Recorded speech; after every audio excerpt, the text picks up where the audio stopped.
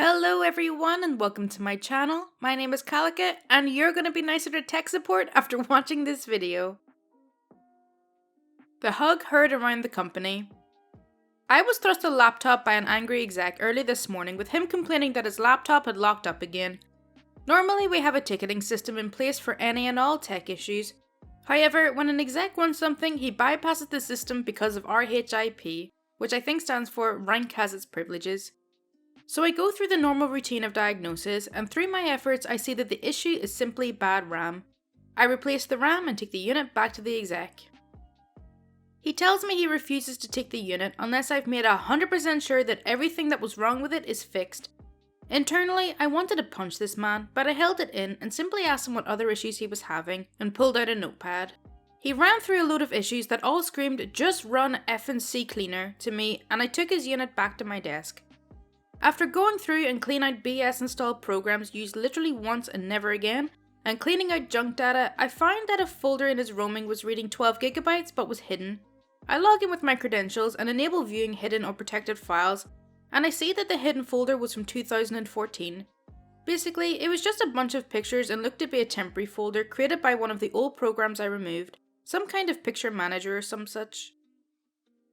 Normally when we see personal pictures on the machine, we're supposed to delete them immediately. Now, no one ever does this as we're not that big of D's in the IT department. Plus, this guy was an exec, so I just decided to move the pictures to his desktop under a folder I created called Old Pics. I took the laptop to him and informed him of the pictures, telling him I left it up to him if he wanted them deleted or not. He thanked me for my time and I went back to work. About an hour later, him and his wife, who had come up to join him for lunch, came over to my desk. He seemed very happy, and she was crying. Now, normally when I have nothing to do and a boss comes over, I stand up to greet them, just the way I was raised, I guess. I was not prepared for what followed and was totally shocked by the outcome. The lady wanted to thank me for finding the pictures, and the exec reached out to shake my hand, thanking me profusely before pulling me into a hug in front of the entire IT department. I awkwardly hugged him back, and he let me go, embarrassed. My eyes are wide, flabbergasted, and totally unprepared for this extremely out of character moment from this guy. Barely able to hold back the tears, his wife tells me that the pictures I recovered were thought to be lost. In 2012, their 4-year-old son had died of leukemia, and the pictures I recovered were taken right before his diagnosis at 3 years of age. Because of a house fire a few years ago, they thought they lost every last photo of their son. Apparently those were the photos I had recovered. His wife reached out to hug me, and everyone in the ID department stared at the screens hard with puffy eyes, as we were all not expecting this kind of emotional event today. My boss came out of his office to personally thank me and forwarded an email chain to me ahead of a company-wide email that the CEO sent out, basically retelling the tale while naming me personally. He threw in words about striving for excellence and the unexpected results of everyday excellence. I had to turn off my Skype for Business as the attaboys kept coming in one after the other. My boss told me to take my lunch early since the flood of messages was making it hard to do my job. Damn, how wholesome is that? But all I can say to this guy is, attaboy. Ma'am, for the 50th time, we cannot give you your son's password. Long-time lurker, first-time poster, etc. This happened last year, but a recent post elsewhere sparked the memory. A little background. I work IT at my college. Usually I work in back so I don't have to deal with people, but once a week I get to grace the help desk. My school gives its students a lot of privacy, and they can decide what the school can release to other people when they come in for orientation. It ranges from "we're an open book" to "we can't verify the student's existence." This student selected "we cannot verify his existence," which applies to everyone that is not an immediate family member. So be me, bored out of my skull watching the minutes tick by of the last 5 minutes of my shift, ready to get dinner. I get a call from whom shall be known as Apache, a very aggressive helicopter parent, hence attack helicopter. "Thank you for calling my school IT's help desk, how can I help you?" "Hello, my name is Apache and my son goes to the school but is having trouble logging into our online panel for students. Can you give me his password?" "I'm sorry to hear that you're having trouble, however we do not keep students' passwords on record. However, if he's having issues with it, he can reset it online, call us, or come down to the building we're in to come and get it fixed." "Okay, can I get it reset then? He really needs to get in." "I'm sorry, but it has to be him who asked to get it reset. I can't do it for anyone else." "But I'm his mother. I can get it reset for him." "I'm sorry, but it has to be him who comes in and gets it reset. It can't be anyone else, even his immediate family. But I'm his mother, I've done everything for him. I understand that, but college policy states that only the student can request a password reset. I am his goddamn mother, you incompetent piece of crap. Give me his goddamn password. At this point I know it's about to get fun. I look back at my manager, who is totally awesome and loves stuff like this, and signal her to get on the line and listen. I understand your frustration, however, I can't go against college policy. I would recommend that you call your son and tell him to call us to get his password reset. No, you listen to me, you little piece of crap. If you don't reset her son and person I know's password right now, I'm gonna get you fired. Her son was one of the guys who lived on my floor and I knew, but wasn't really friends with. Okay, let me talk to my manager and see what I can do. I go back to my manager who's already smiling about this lady, and I tell her I know this guy and if it's alright to text him and let him know that his mum is on the phone asking to change his password. Since it's about his account, she says go for it. Me to my friend. Yo buddy, your mum is on the phone cursing me out because I won't change your password. Did you need it reset? What? No. I know my password. Why is she calling you? She's saying you forgot your password and is now going off the walls. I put her on hold and I'm sure she's steaming at this point. Wait, what's her name? Apache. That's not even my mum, it's my stepmom. If you remember from the very beginning, this student had selected the I don't exist to the outside world privacy package. So now we could have even more fun with the attack helicopter parent. Back on the phone. Hello, Apache? Yes, what took you so long? Sorry, I was just looking over some information and I don't see on our files anywhere being related to any of our students. So what? I just want my son's password. I'm sorry, but we have parents of our students on record and you're not on any of them. The student is my stepson. That's a son. I'm sorry, we can't release any information at all to anyone that's not an immediate family member. He goes to the school and I'm his mother. Give me his password. I'm sorry, I cannot verify the student's enrollment at our school. What the F does that mean, you little jerk? I'm gonna have you fired. At this point, my manager is giving me the cut the call sign, so I just tell her, I'm sorry I couldn't be more help. Thanks for calling the school. Have a nice rest of your day. Don't hang up on me, you little It was now 5:04, 4 minutes past the end of my shift, so I get up and leave. Apparently she called back 5 minutes later and went ballistic on one of the other nerds who worked at the desk. I wonder why she wanted access to the portal. What could she have seen? Like his grades, class schedule, student loan amount? I suppose thinking about it, she probably could have done some damage if she wanted to. Don't bother sending a tech, I'll be dead by then.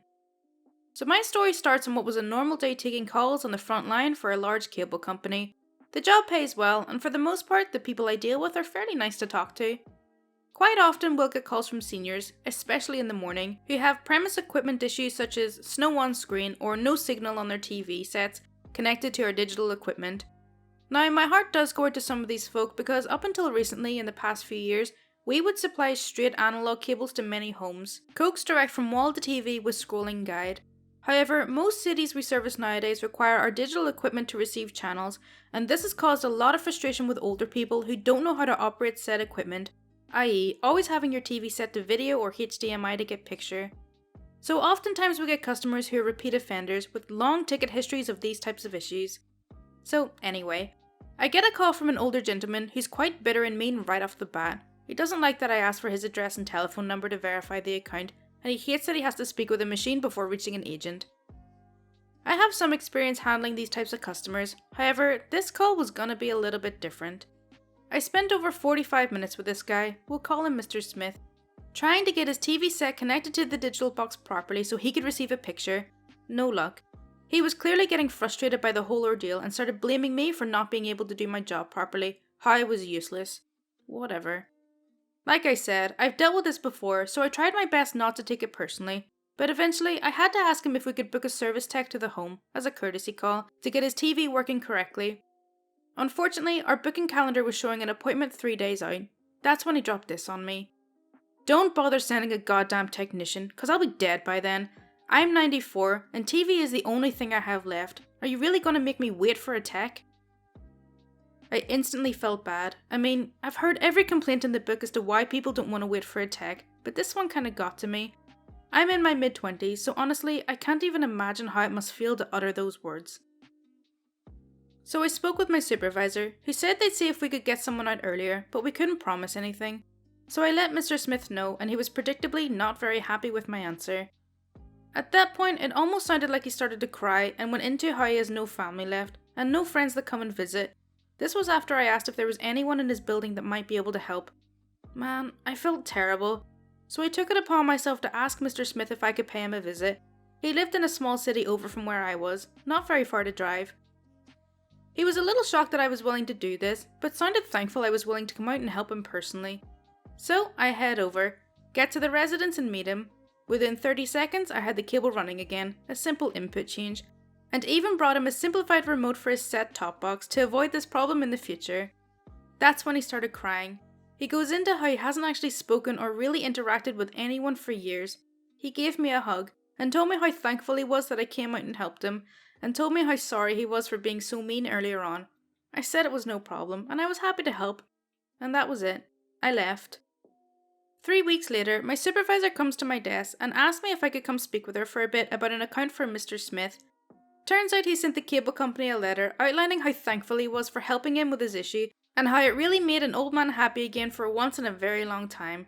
The letter was framed and put on our front entrance to retail. I guess the moral of this story is no matter how nasty someone is to you over the phone, sometimes they're not always a terrible person and they're just going through a lot. I still think about Mr. Smith occasionally when I get those nasty customers, and it makes me feel a little bit better. Anyway, thanks for reading, just thought I'd share how this one call changed my outlook on life. That's super heartwarming, and I'm so glad he was able to go out and fix it for that guy. This one got to me a little bit because I've spoken to hundreds, or maybe thousands of people during my time working in call centers, and there are people that you talk to that you just connect with, or they tell you their story, or you go the extra mile to help them, or you make their day, or they make yours. The world is full of crazy people, sure. But there's always those special calls that you remember, and you think back on them from time to time, and just wonder where they are now, or how they're doing. My data hasn't been working for 20 minutes, and I want compensation. So I had a customer call me up in mobile tech support with the problem that his data wasn't working for 20 minutes. Pretty quickly I found out why. He had accidentally turned off his data on his phone menu, which happens a lot, but usually the customer goes, "Whoops, silly me." So this customer starts demanding that he wants compensation for his time without service and being very rude about it. After a couple of minutes, he's not taking this as not something we did, but his mistake as an answer. So I get an idea. I tell him I'm going to go and speak to my manager. I went up to my manager, explained what's happening. He says the customer's being ridiculous, and I said, "Listen, I have an idea for him. Are you okay with this?" Then I explained my idea. "Are you kidding? Let me get on this call before you go back. I want to hear this." I go back to the phone. He gave me the thumbs up that he was ready to listen, and I proceed. "Right, sir. I've just had a word with my manager and I've managed to swing something for you. So let's break this down. You pay us $39.99 a month for 3 services, calls, text, and data. So let's divide your bill by 3. That gives us $13.33. So let's divide further by 30 days to give us 44 pence for your daily data. Now, you had your data turned off for 20 minutes, but for the purpose of this, I'll round it up to an hour, so we just need to divide that 44 pence by 24 hours. So that means you're looking at compensation of 1.8 pence, so let's just say 2. I looked over at my manager during this and he was covering his mouth laughing. Customer goes, "Are you having an effing laugh?" "No sir, the math is there." "Go on then, I'll take it." Okay, so that's all for r/Tales from Tech Support. I really hope you did enjoy it. As always, if you do want to see more content like this, then please do subscribe. My Twitter, Discord, and Patreon links are in the description, and any support is greatly appreciated. Thank you so much for watching.